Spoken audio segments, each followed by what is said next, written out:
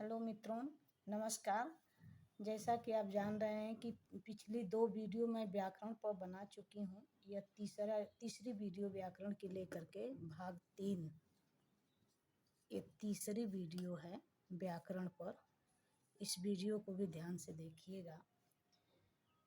और मेरा चैनल संस्कृत शिक्षा ऑल एग्जाम बाय मीरा है, उसको लाइक और शेयर कर लीजिएगा। और इसमें जो भी सुझाव हो कमेंट बॉक्स में हमें निर्देश दीजिएगा या लिखिएगा, मैं उसे अपना सुधार कर लूँगी। आज मैं वर्ण विचार लेकर के आई हूँ मित्रों। वर्ण विचार अक्सर यहाँ से प्रश्न उठता है, चाहे टीजीटी हो, पीजीटी हो, नेट हो या यूपी टेट हो, टेट हो या सुपर टेट हो या सी टेट हो, कहीं से भी हो, किसी भी परीक्षा में वर्ण विचार से प्रश्न मिलते ही मिलते हैं देखने के लिए। तो वर्ण विचार में सबसे पहले हम आते हैं कि वर्ण क्या है। वर्ण या अक्षर, वर्ण या अक्षर भाषा की सबसे छोटी इकाई वर्ण कहते हैं। इसे हम वर्ण या अक्षर कहते हैं। अक्षर किसे कहते हैं? इसे वर्ण कहें या अक्षर कहें, अक्षर भी कहते हैं। इसी चीज़ को हम अक्षर भी बोलते हैं, वर्ण कहें या अक्षर। अक्षर का तात्पर्य है न क्षरति इति अक्षर, अर्थात जिसका क्षय न हो उसे हम अक्षर के नाम से जानते हैं, या जिनका विनाश न हो, जिनका क्षरण न हो, उन्हें हम अक्षर कहते हैं। जैसे अ, ई, उ, री, क, ख, ग, घ इत्यादि ये सब अक्षर हैं। इन्हें हम अक्षर या वर्ण के नाम से जानते हैं। वर्ण या अक्षर ये दोनों समानार्थी समझे जाते हैं मित्रों। ऐसा नहीं है कि वर्ण अलग है और अक्षर अलग है, नहीं। वर्ण कहिए या अक्षर कहिए, एक ही चीज़ है। आज हम लोग यही पढ़ेंगे कि वर्ण क्या है, वर्ण के कितने भाग हैं या कितने प्रकार हैं। तो वर्ण क्या है तो मैं बता दी ना, कि जिसका क्षरण न हो, जिनका विनाश न हो, उसे हम अक्षर कहते हैं। उसे अक्षर कहिए या वर्ण कहिए। आज इसी पर हम लोग वर्ण विचार पर ही चर्चा करेंगे। आज वर्ण विचार या अक्षर ज्ञान का ही यह क्लास होगा। तो सबसे पहले हम चलते हैं कि वर्ण के प्रकार। इसके 2 प्रकार हैं। किसके? अक्षर या वर्ण के 2 प्रकार हैं। कौन कौन है? स्वर और व्यंजन। स्वर और व्यंजन, इसके जान ही रहे हैं, 2 प्रकार हैं। स्वर, इसको हम अच के नाम से भी जानते हैं, अच कहें या स्वर। स्वर, दूसरा है व्यंजन। व्यंजन कहें या हल भी कहते हैं इसे। अच या स्वर, दूसरा है व्यंजन या हल। मित्रों, अब इसमें हम लोग आज अच के बारे में या स्वर के बारे में चर्चा करेंगे कि स्वर क्या है या अच क्या है। तो सबसे पहले अगर इसकी परिभाषा की जाए, अच या स्वर की, ये च लिखे हैं मित्रों, अच या स्वर की परिभाषा की जाए तो इसकी परिभाषा होगी स्वयं राजते इति स्वराः।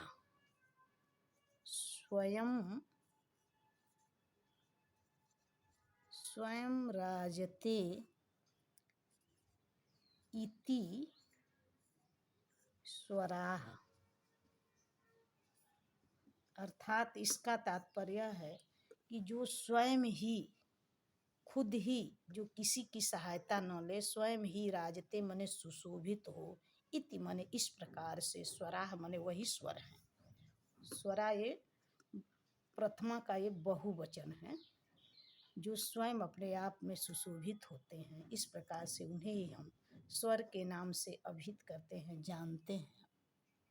तो मित्रों, स्वर के बारे में अगर परिभाषा सटीक आपसे पूछी जाए कि स्वर की परिभाषा क्या है, तो आप लिखेंगे कि स्वयं राजते इति स्वराः, अर्थात तो जो बिना किसी वर्ण की सहायता से या सहयोग से अपने आप में ही सुशोभित हो, किसी की सहायता न ले, उसे ही हम स्वर कहते हैं या स्वर के नाम से जानते हैं। सॉरी। अतः हिंदी में अगर इसकी व्याख्या की जाए तो हिंदी में यही व्याख्या होगी कि स्वर वे ध्वनियाँ हैं जिनके उच्चारण से किसी अन्य वर्ण की आवश्यकता नहीं होती है। जैसे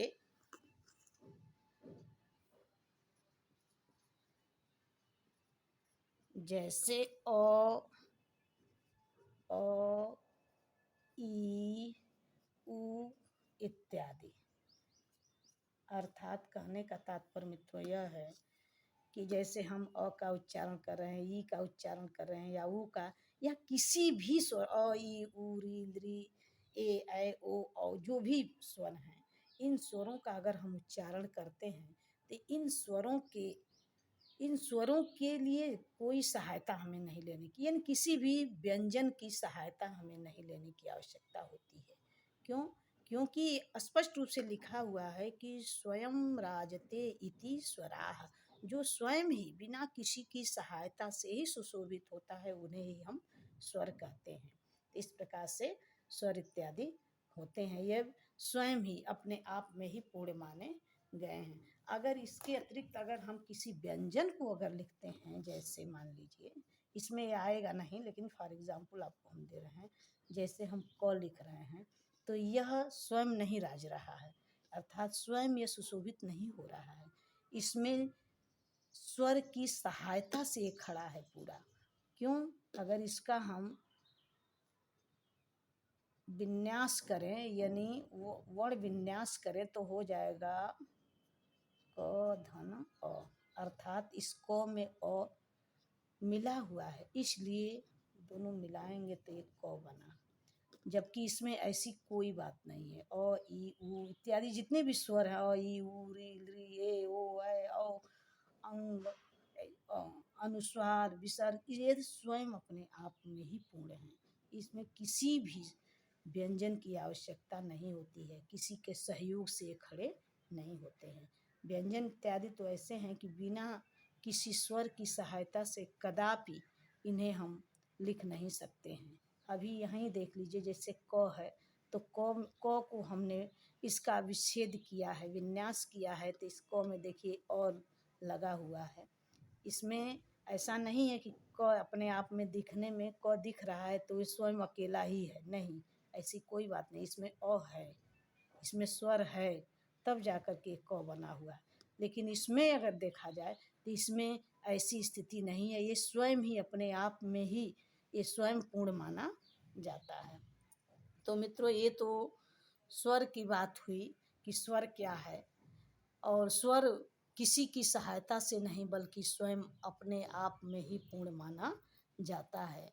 तो इस तरह से अगर इसके अतिरिक्त भी और भी स्वर लिखना चाहते हैं तो लिख लेंगे। अ ई उ री लृ ए ऐ ओ औ, इस तरह से ये सभी स्वर हैं, या लिख ही देते हैं, देख लीजिए।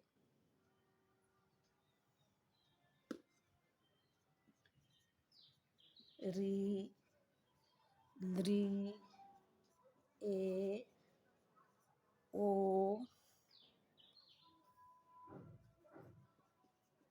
औ, ये सभी स्वर हैं, ये सभी स्वर हैं, इन्हें हम स्वर कहते हैं।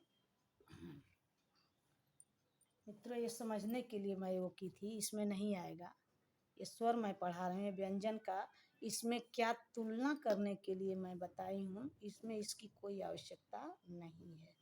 को मैं जो समझाई हूँ इसमें इसकी कोई आवश्यकता नहीं है, मैं स्वर आप लोगों को आज पढ़ा रही हूँ ना। अब मित्रों, अक्सर पूछता है छोटी परीक्षाओं में या बड़ी परीक्षाओं में कि स्वरों की संख्या कितनी है या अचों की संख्या कितनी है। तो संस्कृत व्याकरण शास्त्र में स्वरों की संख्या कितनी है, तो स्वरों की संख्या अगर पूछे, स्वरों की संख्या मित्रों पूछे तो आप 9 बताएंगे, जबकि हिंदी में नहीं, हिंदी में 13 बताया जाता है स्वरों की संख्या। किंतु आपको अगर संस्कृत में पूछता है कि स्वरों की संख्या संस्कृत में कितनी है तो आप 9 ही बताएंगे। और कौन कौन से हैं तो देख लीजिए 1 2 3 4 5 6 7 8 एक छूट रहा है, वह क्या है? ई ऊ री लृ ए ओ औ। इस प्रकार से ये 9 हैं। क्या क्या हैं? 1 2 3 4 5 6 7 8 9 क्या छूटा? आ है यहाँ पर, होगा यहाँ आ ई ऊ री लृ ए ओ ऐ है मित्रों, नहीं ये नहीं, सॉरी मित्रों, यहाँ है, ये हरस स्वरूप को ही लिखा गया है। यहाँ पे ए को मैंने लिखा है ऐ को नहीं लिखा है, ऐ लिखते रहे। लिखने का तरीका वैसे ये नहीं है मित्रों, हम लिखते हैं तो संस्कृत के अनुसार ई ऊ री लृ ए ओ ऐ एक क्रम है। मैं आप लोगों को जब पढ़ाऊंगी प्रत्याहार तब उसमें क्रमशः बताऊंगी कि पढ़ने का तरीका क्या है। तो वैसे मैं आप लोगों को स्वर दर्शा रही हूँ। 1 2 3 4 5 6 7 8 9, ये 9 स्वर हैं मित्रों। तो पूछा जाता है स्वरों की संख्या संस्कृत में कितनी है, तो आप 9 बताएंगे। और क्रमशः ये क्रम ऐसे नहीं है ई ऊ री लृ ए ओ ऐ ऐसे है, इसका क्रम लाइए, इसको क्रम से ही मैं सजा देती हूँ। ई ऊ री लृ ए ओ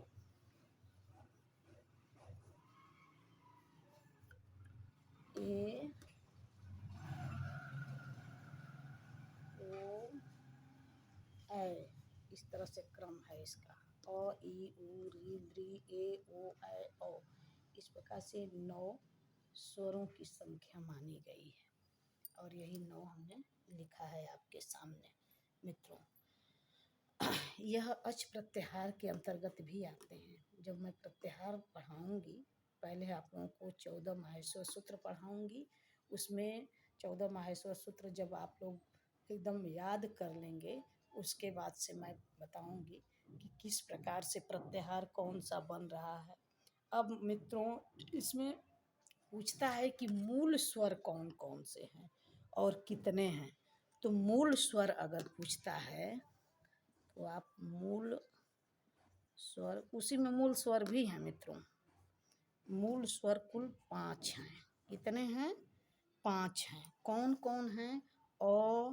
ई ऊ री लृ, ये हैं 5। कौन कौन हैं?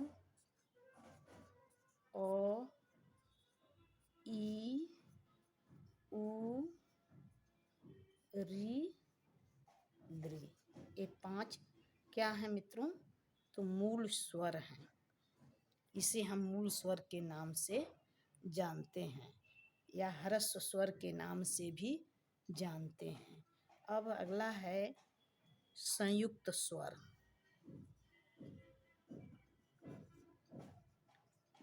संयुक्त है, संयुक्त स्वर या संयुक्त अच। अब संयुक्त स्वर किसे कहते हैं, कौन कौन हैं? तो यहाँ लिखे हैं ए ओ ऐ ओ। ए ओ ऐ ओ। इस संयुक्त स्वरों की संख्या मित्रों यहाँ 4 है। 4 लिखना मैं भूल गई हूँ, आप लोग इसको नोट कर लेंगे। 4 है। तो मूल स्वर या ह्रस्व स्वर या सादे स्वर के नाम से भी इसे हम जानते हैं। मूल स्वर कहिए या ह्रस्व स्वर कहिए या सादे स्वर कहिए, ये 5 हैं। कौन कौन हैं? ई ऊ री लृ। फिर है संयुक्त स्वर। तो संयुक्त स्वर को हम मिश्रित स्वर या मिश्र विकृत स्वर के नाम से भी जानते हैं। और ये कितने हैं? तो 4 हैं। कौन कौन हैं? ए ओ ऐ औ। यहाँ मैं मित्रों लिखी हूँ क्रमशः, ये इसको मैं क्रमशः लिख दी हूँ ए ओ ऐ औ। इस प्रकार से 4 संयुक्त स्वर हैं। फिर अब इसको हम देखते हैं मित्रों कि किस तरह से बने हुए हैं स्वर। जैसे ए ओ ऐ औ कैसे बना हुआ है इसको देख लीजिए थोड़ा सा।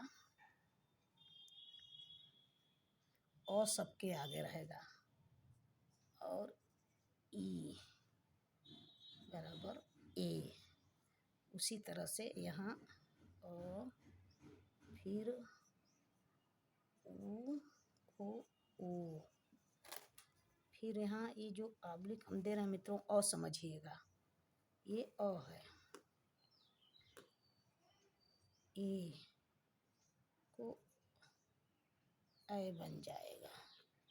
फिर है अ प्लस प्लस में लगाते जाइएगा, प्लस का चिन्ह। फिर है ओ प्लस ओ। इस प्रकार से संयुक्त स्वर या मिश्र विकृत स्वर बने हुए हैं। अ ई के योग से ए, अ उ के योग से ओ, अ ए के योग से ऐ, अ ओ के योग से औ। इस प्रकार से मित्रों इन वर्णों का निर्माण ऐसे हुआ है। यहाँ जो ऑब्लिक रखी हूँ मित्रों इसका मतलब अ ही समझिएगा। फिर आगे आता है, ये तो मैंने बताया ह्रस्व स्वर, संयुक्त स्वर। अब आता है प्लुत स्वर। प्लुत स्वर तो अगर हम आगे भेद में भी बता सकते हैं, लेकिन एक और है, इसके लिए परिभाषा एक आती है, उकालो उकालो अज्व स्वर दीर्घ प्लुत, अर्थात सूत्र के एक मात्रिक, द्विमात्रिक तथा त्रिमात्रिक स्वरों को क्रमशः ह्रस्व, दीर्घ और प्लुत संज्ञा इनकी होती है। प्लुत के लिए अगर हम चिन्ह हम दर्शाएं तो प्लुत स्वर है, तीसरा है ना, पहला दूसरा तीसरा है, तो इसके लिए मित्रों इसी का चिन्ह लगाया जाता है। ये प्लुत का निशान है। जैसे कोई कहे कि भो कृष्ण, भो कृष्ण, तो भो कृष्ण मैं ऐसे बोलने कैसे नहीं बोलना है, इसका त्रिमात्रिक है ना, मैं उच्चारण पढ़ाऊंगी तो मैं बताऊंगी। जैसे ये मूल स्वर है, एक मात्रिक है, तो इसके बोलने में, इनके उच्चारण करने में कम से कम ध्वनियाँ का उच्चारण किया जाता है, कम से कम समय का प्रयोग किया जाए, जैसे अ ई उ री ली। लेकिन इसको अगर वहीं हम बोल रहे हैं तो ए ओ ऐ औ, यानी ह्रस्व स्वर या मूल स्वर की अपेक्षा या लघु स्वर की अपेक्षा दीर्घ स्वर के लिए हमें दोगुना समय का उपयोग करना पड़ता है। लेकिन यही प्लुत स्वर की अगर परिभाषा किया जाए तो प्लुत स्वर में हम दीर्घ स्वर की अपेक्षा हम 3 गुना समय का प्रयोग करते हैं, या ऐसे कहिए या ह्रस्व स्वर की अपेक्षा हम 3 गुना समय का प्रयोग करते हैं। जैसे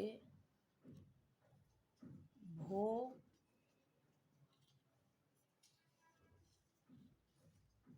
कृष्ण, भो कृष्ण, इसको बुलाते हैं लोग, दूर से आवाज देने पर इसको बुलाते हैं भो कृष्ण।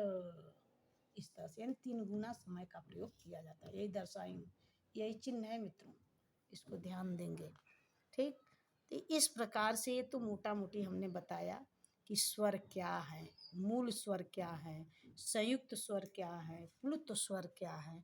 अब हम चल रहे हैं मित्रों स्वरों के भेद के बारे में थोड़ा सा चर्चा कर लें कि ह्रस्व स्वर क्या है, जिसको अभी अभी थोड़ा बताई भी हूँ कि जिन स्वरों के उच्चारण में एक मात्रा का समय लगता है उन्हें मूल स्वर या ह्रस्व स्वर के नाम से जानते हैं या लघु स्वर के नाम से जानते हैं।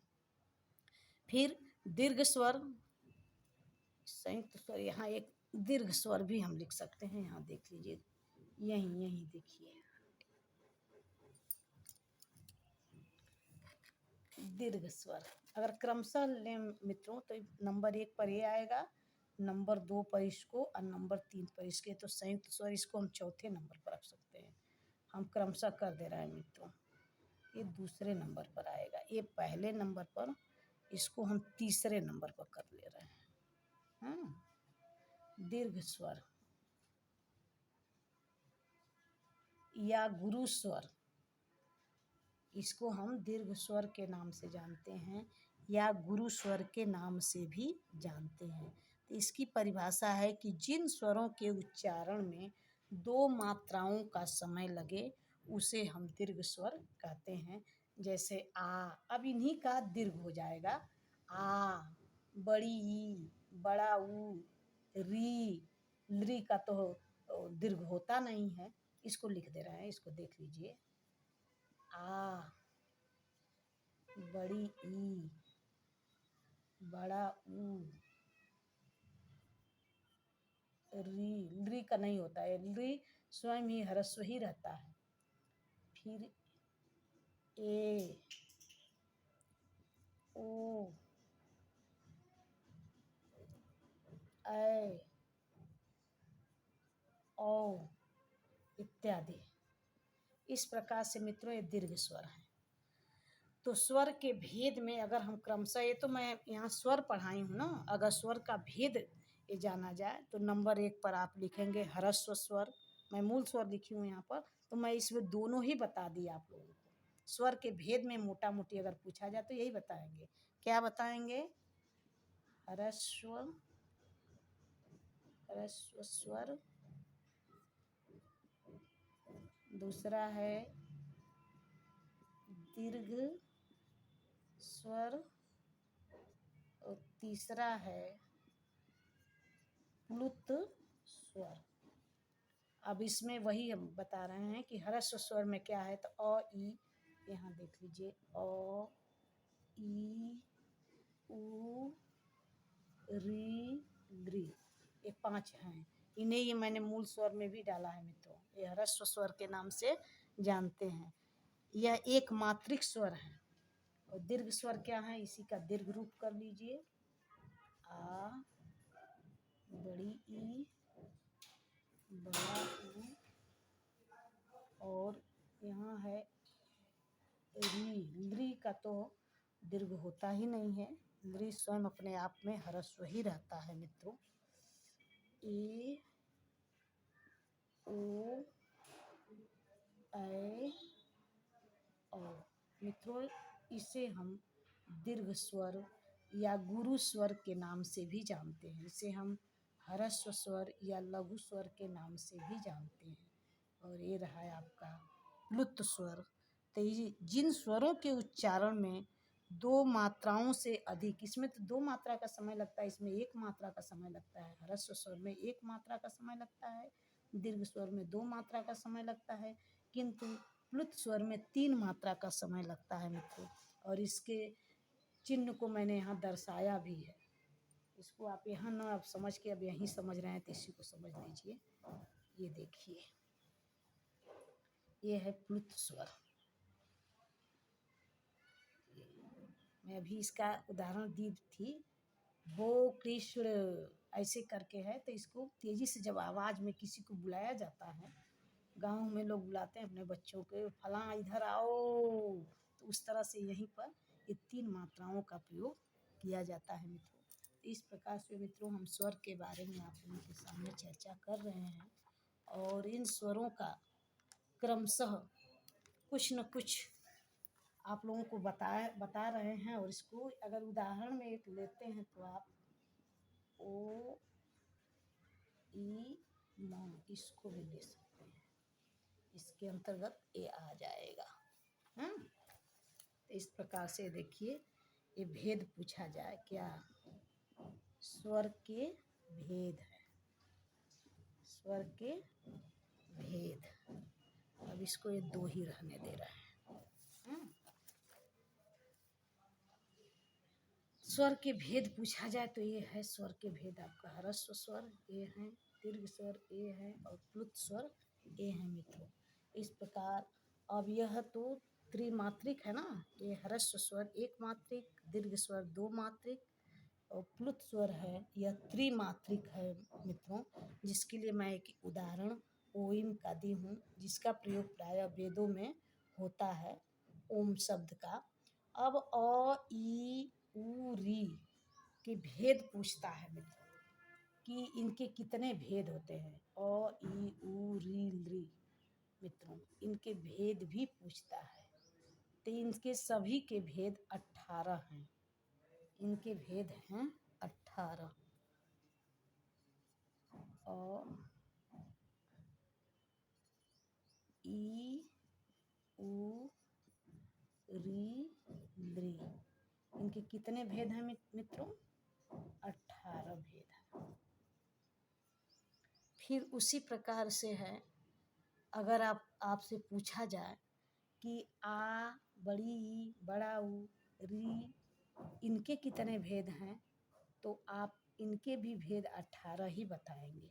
इसके नहीं मित्रों, इसके तो 12 भेद होते हैं, क्योंकि ये ह्रस्व ही रहता है। ये हमेशा ये ह्रस्व है, ह्रस्व स्वर है।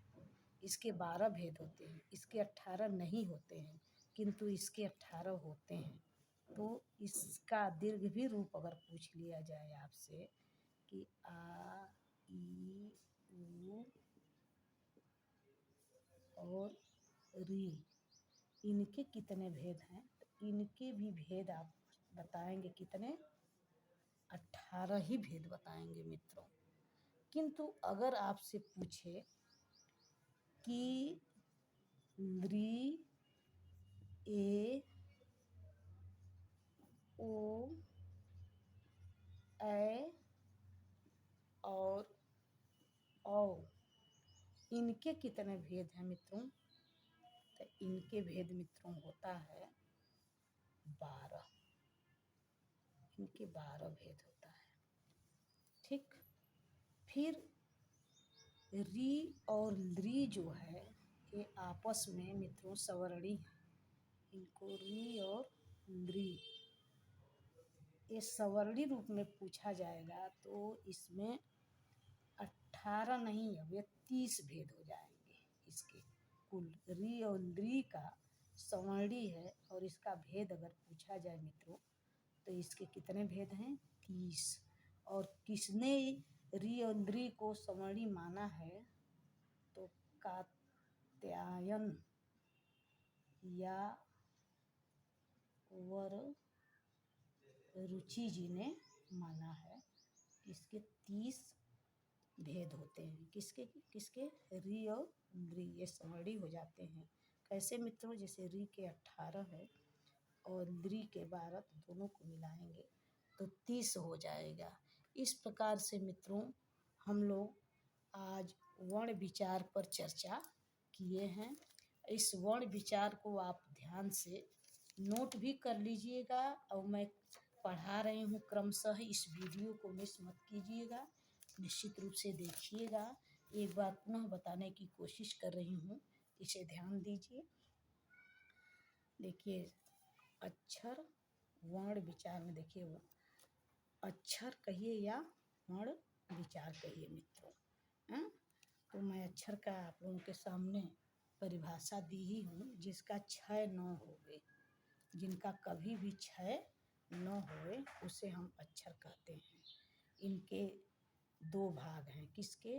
वर्ण विचार में 2 भाग हैं या 2 प्रकार हैं। कौन कौन? अच या स्वर, एक ही चीज़ है ये, अच कहिए या स्वर कहिए। दूसरा भाग है व्यंजन या हल। अच की परिभाषा अगर पूछी जाए तो स्वयं राजते इति स्वराः, यह इसकी परिभाषा है। अर्थात जो किसी भी स्वर की सहायता नहीं लिया जाता है, जो स्वर किसी भी स्वरों की सहायता या किसी व्यंजन की सहायता न ले, उसे ही हम स्वर कहते हैं। जैसे अ, ई, उ, री, ली, ए, ओ, ऐ, औ, ये सभी स्वर हैं। अब स्वरों में पूछता है कि कुल स्वरों की संख्या कितनी है, तो आप 9 बताएंगे। ठीक। अब मूल स्वर कितने हैं, तो 5 हैं। तो मूल स्वर कहिए या ह्रस्व स्वर कहिए या सादे स्वर कहिए, इनके कई नाम हैं मित्रों। अ, ई, उ, री, ली, इन्हें हम मूल स्वर भी कहते हैं, ह्रस्व स्वर भी कहते हैं, या सादे स्वर के नाम से भी जानते हैं। ठीक। फिर है दीर्घ स्वर। तो दीर्घ स्वर हम किसे कहते हैं? तो दीर्घ स्वर में मैं यहाँ भी लिखी हूँ और यहाँ भी है, ए ओ ऐ औ। ये क्या है मित्रों? दीर्घ स्वर है। तो दीर्घ स्वरों की अगर संख्या पूछता है तो दीर्घ स्वरों की संख्या ये है मित्रों 4 है। और ह्रस्व स्वर की संख्या कितनी है? ये 5 है। तो अब दीर्घ स्वर कहिए या सादे दीर्घ स्वर कहिए। तो सादे दीर्घ स्वर, इसमें दो बात है मित्रों। अगर सादे दीर्घ स्वर कहेंगे तो इसी का पार्ट हो जाए, जैसे आ, बड़ी ई, बड़ा ऊ, यहाँ री। हाँ, अलरी तो स्वयं सदा ही ह्रस्व ही रहता है। तो ये सादे दीर्घ स्वर। लेकिन मिश्र विकृत, अगर मिश्र विकृत स्वर हम कहते हैं तो ये 4 हैं। कौन कौन है मिश्र विकृत स्वर? ए ओ ऐ औ। और इनके कितने भेद होते हैं मित्रों? तो 12 भेद होते हैं। एक एक के 12 भेद होते हैं। इन एकक के कितने भेद होते हैं? जैसे अ का पूछ लिया जाए भेद तो कितने होंगे? तो 18। इस तरह से अ के भी 18, ई के, ऊ के, री के, ये सबके 18 भेद होते हैं। किंतु ये ली है, इसका 18 भेद नहीं होता है मित्रों। इसका जब भी होता है 12 ही भेद होता है। अगर री के साथ सवर्णी हो जाता है, मिल जाता है कात्यायन के अनुसार, तो इसका 30 भेद मित्रों तब माना जाता है। फिर मित्रों आगे, फिर संयुक्त स्वर क्या है? तो संयुक्त स्वर में मित्रों ये संयुक्त स्वर 4 हैं। इसे ही हम मिश्र विकृत स्वर के नाम से मैं यहाँ बताई हूँ जानते हैं, ए ओ ऐ औ। और ये प्रत्येक के कितने कितने भेद होते हैं मित्रों? प्रत्येक के 12 भेद होते हैं। कैसे इनका निर्माण हुआ है? जैसे ए कैसे बना है? तो अ धन ई बराबर ए। उसी तरह से अ उ के योग से ओ, फिर अ ए के ओ योग से ऐ, अ ओ के योग से औ का निर्माण हुआ है। मित्रों यहाँ पर दीर्घ स्वर है, इसमें बताई भी हूँ। देखिए ये सादे ह्रस्व स्वर हैं और यहाँ तक ये जो हैं यह दीर्घ सादे स्वर हैं। ये हैं दीर्घ सादे स्वर, यहाँ तक हैं। जैसे यहाँ तक, यहाँ पर अगर सबको ले लिया जाए तब तो मिश्र विकृत स्वर हो जाएगा मित्रों। मैं ऊपर बताई हूँ, आप लोग ध्यान दिए होंगे। फिर है स्वर के भेद। स्वर के 3 भेद हैं। ह्रस्व स्वर या लघु स्वर के नाम से भी इसको जानते हैं, अ ई उ री द्री। फिर दीर्घ स्वर है। दीर्घ स्वर को हम गुरु स्वर के नाम से भी या गुरु के नाम से भी जानते हैं, आ ई उ री, ए ओ ऐ औ। प्लुत स्वर, प्लुत स्वर के लिए पहले 3 ही हिंदी में लिखा जाता था, तो यही इसका सिंबल है, यही इसका निशान है। जैसे ओ इम, इससे बना हुआ शब्द बना हुआ यहाँ पर एक अक्षर दिया गया है, एक शब्द दिया गया है। अक्षर नहीं कहेंगे, शब्द कहेंगे, क्योंकि कई इसमें अक्षरों के योग से एक शब्द बना हुआ है। फिर है अ ई उ, अ ई उ री लृ। ये क्या है? तो ये इनके भी 18 भेद होते हैं, किंतु इसके नहीं मित्रों। इसका भेद अगर पूछा जाए तो इसका भेद कितना होता है?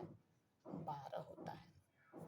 किंतु इन चारों के 18, और इन चारों के यानी आ ई उ री, इनके भी 18। किंतु लृ, यही चीज़ देखिए यहाँ लिखी हूँ, इसको यहाँ पर उठा करके, लृ ए ओ ऐ औ, इसके भी 12 भेद होते हैं मित्रों। फिर री और लृ ये आपस में क्या होते हैं? सवर्णी होते हैं। इन दोनों को मिलाया जाए तो इसमें 30 इसके भेद होते हैं। कौन माना है मित्रों? तो वर रुचि कहिए या कात्यायन कहिए।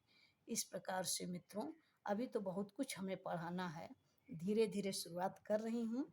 इसमें आपको क्रमशः मैं बता रही हूँ। इसको ना तो थोड़ा सा मैं आपको अनुस्वार के बारे में बता दूँ क्या? अनुस्वार आप जानते भी होंगे, अनुस्वार के चिन्ह हैं। जैसे मान लीजिए कंस, हंस, ये क्या है? इसमें अनुस्वार के चिन्ह लगे हुए हैं मित्रों। ये भी स्वर में ही गिना जाता है मित्रों। फिर है अनुस्वार, ये हो गया अनुनासिक। अगर अनुनासिक का, अनुनासिक, अनुनासिक स्वर का सिंबल मित्रों ए होता है। ठीक, जैसे अंधकार, यह इसका उदाहरण है। अंधकार ये अनुनासिक का है। ठीक, ये अनुस्वार का सिंबल हो गया। इसे हम क्या कहेंगे? अनुस्वार। ये अनुस्वार का सिंबल है। और ये है अनुनासिक का सिंबल, जैसे अंधकार है, फिर चाँद है, इस तरह से इसको आप जानिएगा। ठीक, फिर इसके बाद है विसर्ग। ये भी स्वरजा है मित्रों। इससे भी विसर्ग को भी हम स्वर के अंतर्गत ही मानते हैं।